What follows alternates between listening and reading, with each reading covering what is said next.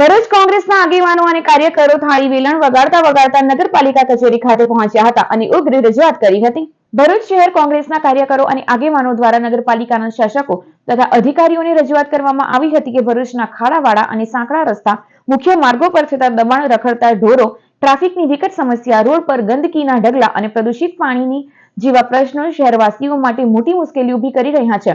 શહેર કોંગ્રેસના નવનિયુક્ત પ્રમુખ સલીમ અમદાવાદી, પાલિકાના વિપક્ષ નેતા શમશાદ અલી સૈયદ સહિતના આગેવાનો અને કાર્યકરો આ વિરોધ પ્રદર્શનમાં જોડાયા હતા। કોંગ્રેસ દ્વારા પ્રશ્નોના તાકીદે નિરાકરણની માંગ કરવામાં આવી હતી અને માંગ ન સ્વીકારાય તો ઉગ્ર આંદોલનની ચીમકી ઉચ્ચારવામાં આવી હતી।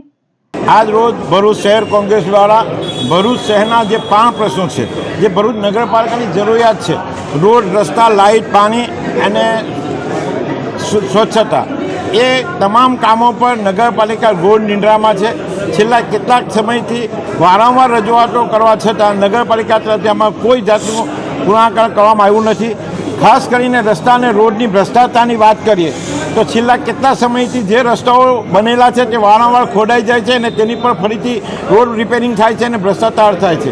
મુખ્ય રસ્તો સેવાશ્રમનો છે, સાથે સાથે શક્તિનાથનો રસ્તો છે, કસકનો રસ્તો છે અને મહમ્મદપુરાથી જંબુસર ચોકડીનો જે નવીનીકરણ રસ્તો છે એ પણ ધોવાઈ ગયો છે। ભ્રષ્ટાચારની ભાજપની નિશાની છે।